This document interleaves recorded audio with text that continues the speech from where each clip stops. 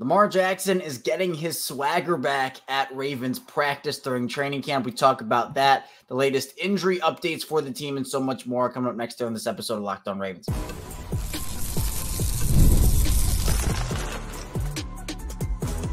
You are Locked On Ravens, your daily Baltimore Ravens podcast. Part of the Locked On Podcast Network, your team every day. Welcome into another edition of Locked On Ravens, your daily Baltimore Ravens podcast. I'm your host, Kevin Oestreicher of Ravens Wire, here with you on the Locked On Podcast Network, your team every day. Thank you so much for being here and making Locked On Ravens a part of your day and your first listen each and every day. We're free and available on all podcasting platforms. So in audio form, you can follow along and subscribe anywhere you get your podcasts. So Apple Podcasts, Spotify, and more. And on video form, you got the YouTube going on there. You can subscribe and like the video as well. Today's episode of Locked On Ravens is brought to you by Gametime. Download the Gametime app, create an account, use code LOCKEDONNFL for $20 off your first purchase. Terms apply.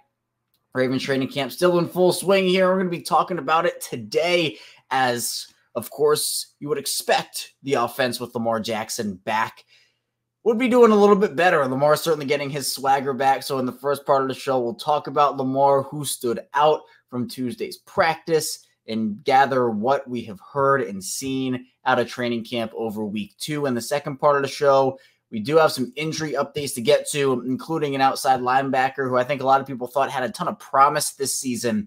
He's done for the season. So we'll talk about that in the second part of the show. Rashad Bateman posted his own injury update, so we'll talk about what he had to say. And then in the final part of the show, we'll do a who's hot, who's not type of deal where, if you want to call that stock up, stock down, or whatever it may be, because again, it can rise and fall and ebb and flow over the course of the training camp. So we'll talk about that as we round out the show. So let's get into who has been performing well, particularly yesterday's practice on Tuesday. And obviously, as I mentioned, Lamar Jackson is certainly getting his swagger back. And I don't just mean getting back into a groove and throwing nice passes, this, that, and the other. He apparently has just been like making incredible plays and doing all this crazy stuff, which again, that is the Lamar Jackson that we all know and have come to know over the course of his career. But Mark Andrews was the star of Tuesday's practice in terms of receiving options. Obviously, we talked about Isaiah Likely with Melissa Kim yesterday, and that was a great episode. Be sure to check that out. But the big guy yesterday was Mark Andrews, and he and Lamar Jackson, we know they have that street ball chemistry. We know that chemistry can't be replicated. But Jonas Schaefer saying that Lamar made his favorite play of training camp, or he said probably his favorite play of training camp so far, saying he threw an almost blind 20-yarder, blind, by the way, to a fully extended Mark Andrews with Travis Jones and Lafayette Owe bearing down on him in the Ravens end zone. And Jonas also saying Lamar was accurate on Tuesday. He took a lot of throws underneath. And this is a really good sign for a couple of different reasons. One, again, Lamar making those spectacular plays. And the Ravens actually put out the video. And the Ravens ran some sort of a stunt. And Daniel Falele got beat by Travis Jones. But again, Lamar and Mark Andrews, they know where each other, they know the spots they like to go to. They know what they like to do together and what they like to do individually, and that all comes together. But the play itself was pretty incredible, especially Mark Andrews laying out for that ball. But there were multiple plays where Mark Andrews and Lamar Jackson connected during Tuesday, and that's a big thing. But while that is a big piece of news, I think we all expect that, right? We all expect Lamar and Mark Andrews to be competent together and have that. If that wasn't a thing, that'd be a pretty big issue, because that'd be a really big drop off from what we have seen. But that's like an okay, like it's great, but we expect that. Something I think we also expected was Lamar, and I've been talking about this here and there on the show, is just taking what is there, taking the underneath. And I talked about it last year. I talked about it 2 years ago. I've talked about it for Lamar's entire career, where for me, something that Lamar can do a little better is taking the short stuff, taking the check downs. We talked about it, when a running back was moving out into the flat and you had a guy right there, not always looking for the 15-yard gain or the 7-yard gain. If guys are covered, all you got to do is you go through your reads And if nothing's there, you have your guy in the backfield. You can just check the ball down to, take a check down to Patrick Ricard, or maybe you send Isaiah Likely to the flat or something like that. But if you have that option, you can still get positive yards throwing the ball to or behind the line of scrimmage.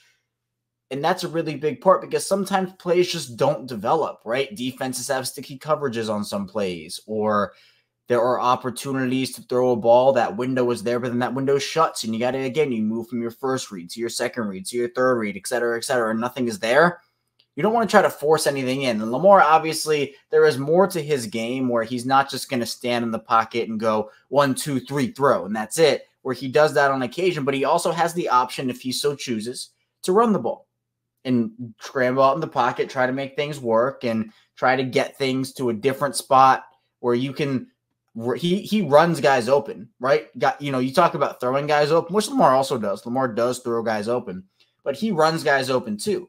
But the thing that I'd love to see is, again, on like a 2nd and 12 play, you just throw it down to the flat, and your running back or tight end gets you maybe 5-6 yards, and that's fine. Like, that's good. Lamar doesn't always big play hunt, right? I'm not saying he does that. I think he has gotten better over the course of his career at just taking the check down stuff, and I thought he actually did a decent job of it last year in spots where there were stretches where I thought he was doing a really good job of making that decision and really making that play happen. But for me, if we can see even more of that this upcoming year, I think it really could help the Ravens offense in a big way. Now, other than that, I mentioned Andrews. Isaiah Likely still had his plays. Jonas says that. And also Sean Ryan, who's trying to make the team as a second-year undrafted guy, he had his plays as well. But on the defensive side of the ball, Roquan Smith, Brandon Stevens, Nate Wiggins, they were active. But the run game also got things going with Owen Wright. And we'll talk about more of those specific training camp updates from Tuesday in the final part of the show. But I really do want to focus in on Lamar for this first part because, again, what I talked about at the beginning was like, yeah, it'd be pretty concerning if the offense wasn't doing as well with Lamar or something where, look, the defense was getting all sorts of interceptions, all sorts of turnovers with Josh Johnson. And look, Marlon's gotten his fair share on Lamar. Right? I'm not saying Lamar's been perfect, but he's getting back into a groove. This is when they work on stuff. He obviously talked a bunch on Monday to the media and had a lot of positive things to say about where he is and what he wants to improve on in the goals of the team. But it just feels like this is, Lamar's only been back for a few days now, right? He's still getting in the groove, getting the swagger and everything back as well. But I do think it's a good sign. I mean, you take the little wins where you can. Is, Lamar and Mark Andrews hook up for a great play? Does that mean the Ravens are winning the Super Bowl? No. we do not go that far on Locked On Ravens here, but you can take positive signs away from it, right? I'm not saying that all of a sudden, we can't take the little wins here.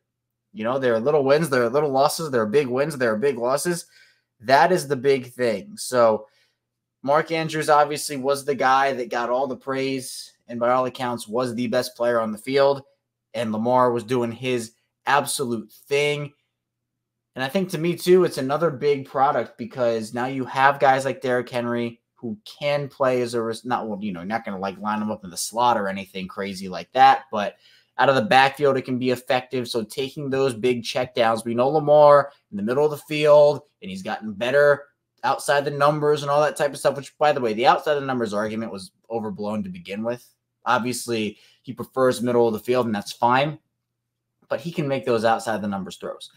But I think just making those other decisions will be really, really, really, really key for him. And that's what they're working on here. Where, again, we talk about the iron sharpens iron. It's good for both the offense and the defense, especially when Lamar is there. Where with Lamar, that defense has to go up against an elite quarterback every single practice. With the defense, Lamar has to go up against an elite defense every single practice. Or they're not going to give you anything. And that goes for both sides, right? So, I don't know. It's good to hear Lamar making these highlight plays. And I think as he gets more into the groove of things, we will continue to hear good reports out of Ravens training camp. And again, the Ravens' first preseason game coming up. We are almost in August, by the way, which is just unbelievable. We are almost there. Lamar Jackson back. Football's back. Ravens football is back. And also, Lamar Jackson did connect with Zay Flowers on a big game too. So it wasn't just Mark Andrews, Isaiah Likely, and all those other guys. You also had Zay Flowers getting in on the action, and that's big too, because we know that for them, that chemistry, it's really big, especially because Lamar seemingly is beating the pressure. He's getting the ball out, and obviously this is training camp. You're not going to the defense isn't going to wallop Lamar or anything like that, but getting the ball out with pressure bearing down on him, hands in his face, like making those tough throws. We know he can do that. We know he's made those throws and he's adjusted his arm angles. We've seen that plenty of times, this, that, and the other. But he hasn't lost any of that swagger, and he's certainly gaining it back here as he goes through his first couple practices of training camp. Coming up, though, we'll talk about some injury updates. The Ravens lost a promising pass rusher for the season. He's on injured reserve now. Rashad Bateman gave his own injury update, and a lot more. Stay tuned, plenty to talk about here on the show. First, the show is brought to you by Gametime. And for me, I love going to MLB games during the summer. I grew up on baseball, and I have a ton of great memories from games I attended in the past, and I also try to go to a couple per year as well. But Gametime is an authorized ticket marketplace in Major League Baseball, which makes getting tickets faster and easier. Prices on the Gametime app actually go down the closer it gets to first pitch. With killer last-minute deals, all-in prices, views from receipt, and the lowest price guarantee, Gametime takes the guesswork out of buying MLB tickets. On the Gametime app, there are so many different games you can choose from. The Orioles, obviously, in the midst of their playoff hunt. You can buy tickets over on Gametime for that. Or for the Ravens, football coming up here in just a couple of months, so you can buy those tickets over on Gametime and find deals as well. And the features on the Gametime app, they are great. My favorite being last-minute deals. You can save up to 60% off buying last-minute tickets for sports, concerts, comedy, theater, and so much more. Plus, the app has really easy navigation skills. You know, if you want to navigate it, you can do that. And other features include flash deals, zone deals, all-in pricing, seat views, lowest price guarantee, Gametime ticket coverage, and so much more. Take the guesswork out of buying MLB tickets with Gametime. Download the Gametime app, create an account, use code LOCKEDONNFL for $20 off your first purchase. Starting by again, create an account, redeem code LOCKEDONNFL, spelled LOCKEDO on NFL for $20 off. Download Gametime today. Last minute tickets, lowest price guarantee. We're back for a second segment of Locked On Ravens. Kevin Oestreicher still talking with you here on this Wednesday edition of the show. We're midweek here on Locked On Ravens. Really appreciate everybody for being here today and making Locked On Ravens, again, your first listen of the day. Be sure to make your second listen Locked On NFL. I host that show over on Monday. So if you want NFL content, teams that the Ravens are playing, we have all that content over there on Locked On NFL. This past Monday, we talked about Jordan Love's extension, Tua Tagovailoa's extension. So obviously, if you want your Ravens coverage, keep it here on Locked On Ravens. If you want a broader NFL coverage, you can go over to Locked On NFL. Really appreciate that as well. Now, injury updates for the Ravens. Obviously, unfortunately, injuries are a part of football. It just is what it is with the nature of the game. And the Ravens, they have lost their first player for the season, and pretty early in training camp too, which is unfortunate, and that is outside linebacker Malik Ham, someone who I think was going to be fighting for some level of a roster spot. I personally had him off my 53-man roster, assuming they only kept 5 outside linebackers. Now, if they kept 6, he was very firmly on there. He was getting praise, rave reviews from members of the coaching staff and media who's out at training camp. I mean, everybody seemed to be super high on what Malik Ham could potentially bring to the table in some level of a role this season. But it's a knee injury for Malik Ham. He lands on injured reserve. And of course, if you put somebody on injured reserve this early, that does mean their season is automatically over and you cannot designate them to return. That only starts on cut down day. So that means you can't put all these guys on injured reserve, deduct the roster rules, and then bring them back. You have to, if you want a guy to come back, you have to put them on your 53-man roster, and then you can move them to injured reserve. That's how you do that. So it was a season-ending injury Malik Ham suffered. I don't believe we know the specifics of it at this time, but I'm sure there will probably be something that comes out over the next couple of days or couple of weeks on what it was. It's just unfortunate, right? I mean, obviously, was he going to factor largely into Baltimore's plans this season? Probably not, but I do think that there could have been some level, again, of like a specific role where now Baltimore's outside linebacker group, we'll just run through it without Malik Ham there now, is Calvin Noy, Adafe Owe, Adisa Isaac, Tavius Robinson, David Ajabo. Those are your 5. Obviously, if we were to include 6, it would have been Malik Ham. So does this maybe mean Baltimore goes out there and wants to sign a vet? Do they plan to keep 6? Because if they do, They do have other guys who could potentially make the roster. They have a couple of undrafted guys that they like. Joe Evans is one. He actually missed practice on Tuesday, but Joe Evans is one that could potentially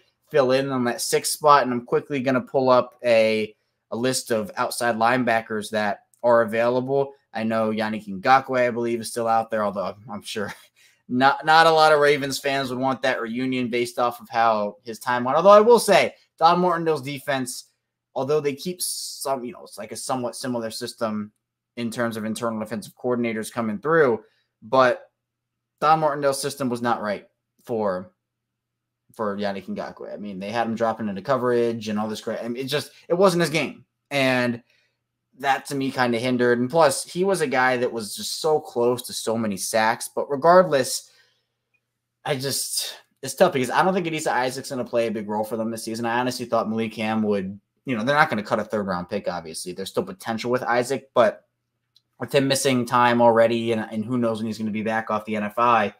But it felt like Malik Cam could have maybe, if they kept 6, overtake Adisa Isaac. I think Isaac, regardless, is going to be just a game day inactive most weeks. But you have other guys available, such as, these are the guys who have signed. Here, guys who are available include Tyus Bowser, old friend Tyus Bowser. His situation is still so weird. I don't know what's going on with him. I'd be pretty shocked to see him back with the club. Marcus Golden, I believe, is still out there as a free agent. Anthony Barr is out there as well. Tanner Muse is one as well. David Mayo. So not a ton of players, but I feel like they'd rather just go with maybe what they have. I don't think any of those guys are needle movers, but it is unfortunate because Ham is a player that has a lot of potential, a lot of promise, obviously made the 53-man roster out of training camp in the preseason last year, showed a ton of promise and potential in OTAs and mini camp and training camp in the preseason last year, had multiple highlight plays, and obviously he got placed on injured reserve pretty soon after he made the 53-man last year, and his season is over before it begins this year as well. So awful situation. Hopefully he can come back next year with more of a vengeance and stay healthy on the field. Now, other guys who did not practice on Tuesday. We'll pull up that list quickly here. And it was a couple of players. I mentioned Joe Evans did not practice. And we did have the thing with Kyle Van Noy.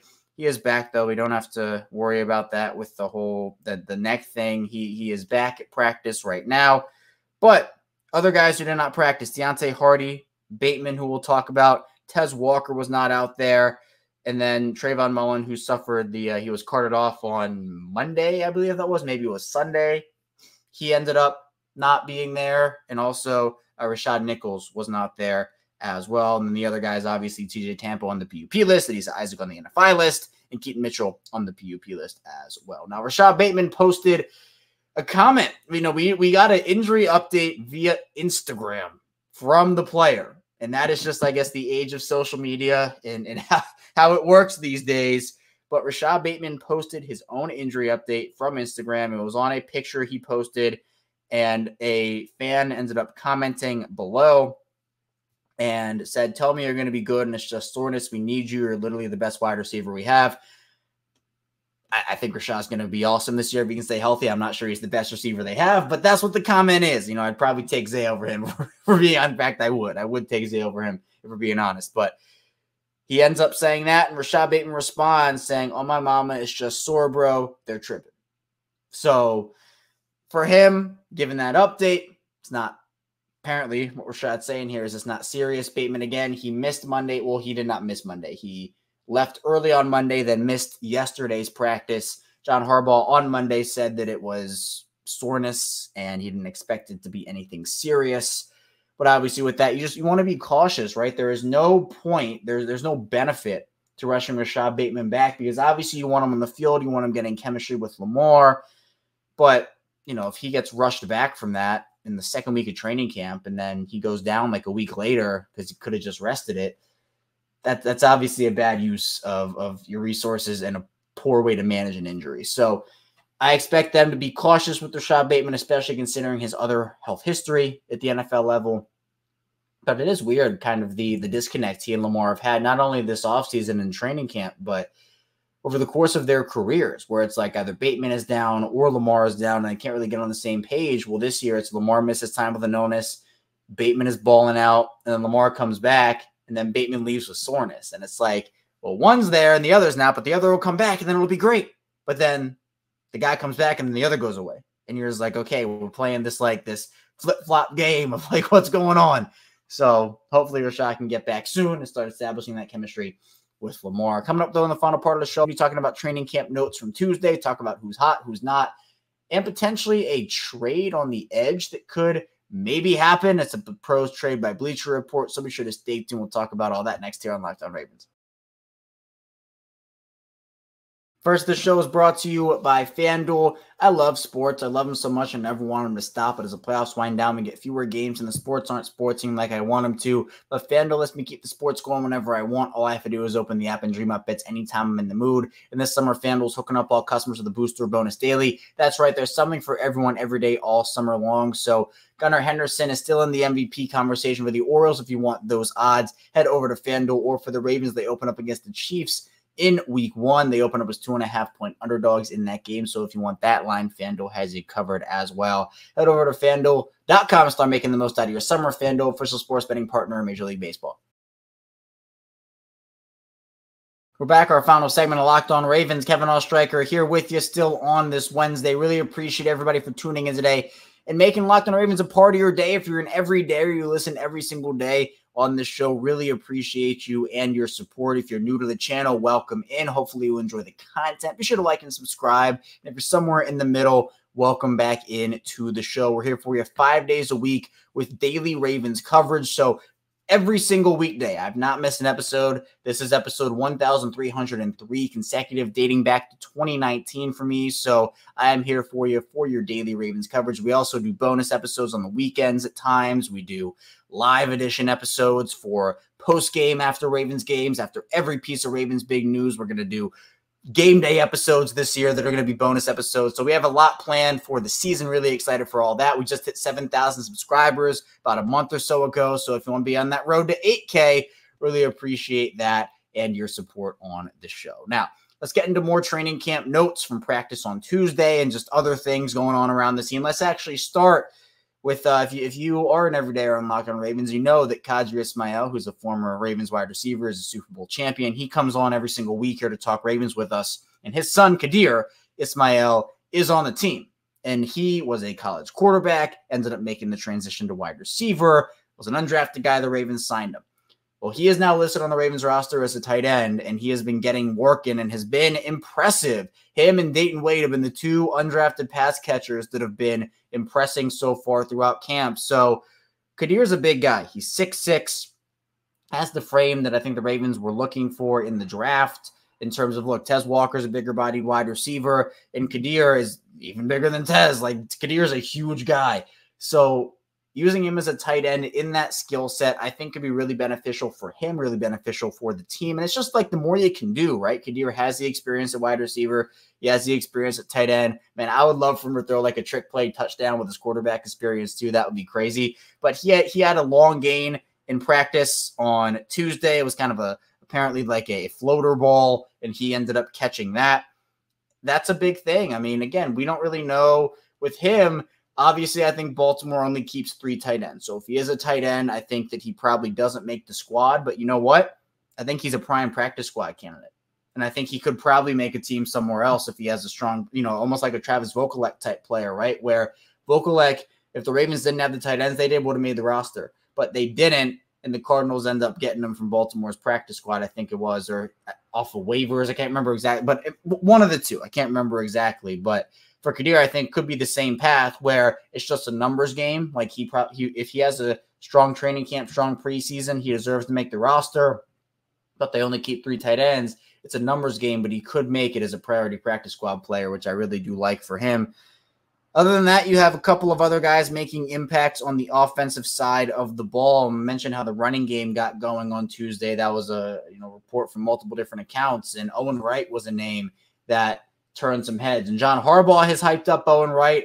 Other guys have hyped up Owen Wright. It seems like Owen Wright, maybe, again, it could just be a numbers game with him, but he has apparently looked good and had some big runs on Tuesday, had one up the middle. So it's going to be really interesting to see what the dynamics is going to be there and if he can make the roster, because obviously you have Derrick Henry, Rasheen Ali, Justice Hill. But the thing that I could maybe see here is Keaton Mitchell, who's going to be on the PUP list. He's not going to be ready to start the season, obviously.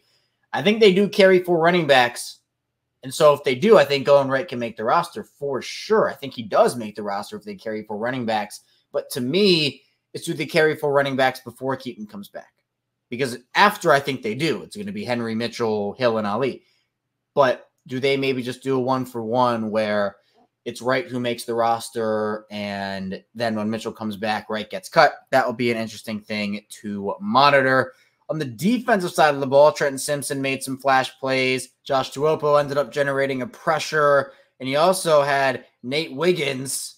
He ended up dropping an interception, but that unfortunately, that's how it goes sometimes. Hopefully that doesn't happen in the game, but Wiggins also looked good throughout practice. He apparently broke up a ball on Nelson Aguilar as well, so that's a good one. Only one interception today, though, for the Ravens defense, and that was Chris Board, who, to me, again, I think is still John Harbaugh's favorite signing of the offseason, because we know John Harbaugh loves his special teams, and obviously they brought him back for, I guess, some veteran inside linebacker depth, but also just because with the new kickoff rules and everything, it's just a different dynamic in everything that goes on there. Now, Bleacher Report, we'll do this here quickly. Bleacher Report ended up proposing a trade for every NFL team, and for the Ravens, it was Hassan Reddick, the Jets pass rusher, newly acquired Jets pass rusher, who was holding out due to a contract. The Jets aren't negotiating with him because he's not there. He hasn't reported because of the contract. The trade was Reddick for a 2026 third-round pick. It'd be a rental, I feel like. I don't think Baltimore would have the funds to re-sign him to the contract that he wants, especially because he's holding out for so much. I don't know the exact number he wants, but I know it's a lot of money. I know that. As a rental, he boosts Baltimore's chances to win a Super Bowl. He is dynamic. He has 58 sacks over the course of his career. We know Baltimore has, I don't want to call it a need, but they're relying on a lot of youth this year. So maybe if it doesn't work out. But again, it would have to go really sour in New York for that to happen. Like, I think the Jets are going to try everything they can. They gave up capital to get him. I think they're gonna try everything they can to get him to camp, participating. I think there was an assumption in New York that he would just show up even if they didn't come to an extension before camp started. Obviously, that is not the case as we're in that saga. I don't think it's uber realistic. I think, honestly, if we're talking more realistic edge rushers for the Ravens, it would probably be Matt Judon or Union there. But even that doesn't even seem that realistic. So I'm not putting money on – I'm not going to FanDuel and putting money on a Hassan Reddick trade for the Ravens. So interesting idea, but not one that I think is going to happen for Baltimore. That's all I have for you here today, though, on Locked On Ravens. Thank you so much for tuning in today to the show. Again, be sure to subscribe, follow along, video form, audio form. We have you covered 5 days a week of Ravens coverage. Coming up tomorrow, more Ravens content, more training camp talk, and more updates on the Ravens. So be sure to stay tuned. I'll see you right back here tomorrow on Locked On Ravens.